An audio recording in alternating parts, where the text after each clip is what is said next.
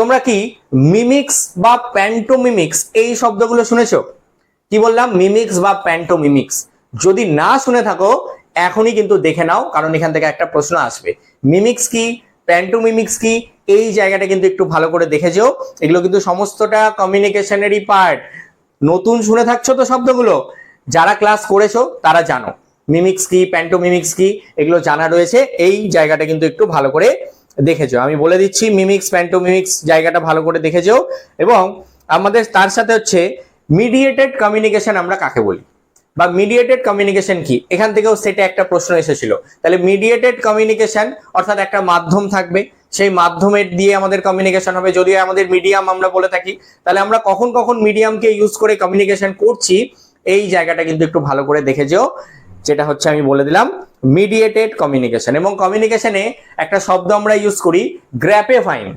আমরা একটা শব্দ ইউজ করি বা টার্ম ইউজ করি গ্র্যাপেফাইন। গ্র্যাপেফাইনটা কি বা গ্র্যাপেফাইন কোন ধরনের কমিউনিকেশনের সাথে রিলেটেড, এইটা একটু দেখে যাও। তাহলে নোট ডাউন করে নাও। টাইপস অফ কমিউনিকেশন বললাম, গ্র্যাপেফাইন বললাম, মিমিক্স বলেছি, প্যান্টোমিমিক্স বলেছি, গ্রুপ কমিউনিকেশন বলেছি, মিডিয়েটেড কমিউনিকেশন বলেছি। এই কটা দেখে যাও, ব্যাস। আর কিছু দেখে যাওয়ার দরকার আপাতত নেই, কারণ হাতে তো আর 4 থেকে 5 দিনই রয়েছে।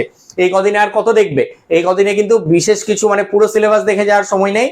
যে টপিকগুলো আমি বলে দিচ্ছি সেই টপিকগুলো একটু দেখে যাও, আমার মনে হয় কুইক রিভিশনের মাধ্যমে ভালো করে হয়ে যাবে। ঠিক আছে, এবার মাঝখানে তো আমাদের রয়েছে ম্যাথামেটিক্যাল পার্ট রয়েছে, ম্যাথামেটিক্যাল রিজনিং অ্যাপটিটিউড, তার সাথে লজিক্যাল রিজনিং রয়েছে, ডেটা ইন্টারপ্রিটেশন রয়েছে। এগুলো ইউনিট 5, 6, 7 রয়েছে। এগুলো প্র্যাকটিস, এগুলো এতদিন ধরে প্র্যাকটিস করেছো। আজ আর নতুন করে বলবো না যে কিরকম ভাবে করতে হবে না হবে, অলরেডি বিভিন্ন ক্লাসে অনলাইন অফলাইনে প্র্যাকটিস করিয়েছি, তো সেগুলোই একটু দেখে নেবে, নতুন করে বলার কিছু নেই। চলে আসবো একদম সহজ একটা জায়গা, কিন্তু অনেকের কাছে কঠিন মনে হয়। আমার কাছে পার্সোনালি খুব সহজ বিষয়টা, কিন্তু অনেকের কাছে কঠিন মনে হতে পারে। তো কঠিন ভাবে বিষয়টাকে ভাবার কিছুই নেই।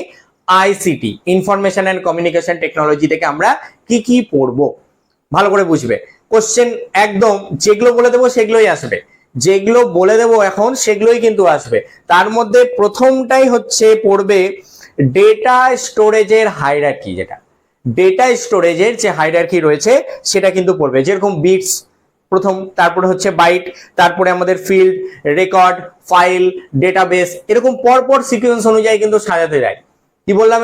এটা হচ্ছে ডেটা স্টোরেজের হায়ারার্কি, যেটা বিটস, বাইটস, ফিল্ড, রেকর্ড রয়েছে, তারপরে ফাইল রয়েছে এবং সবার শেষে ডেটাবেস। এটা একটা মেমোরিরও হায়ারার্কি আছে। এখন যেটা বললাম সেটা হচ্ছে ডেটা স্টোরেজের বললাম, ডেটা স্টোরেজের হায়ারার্কি বললাম।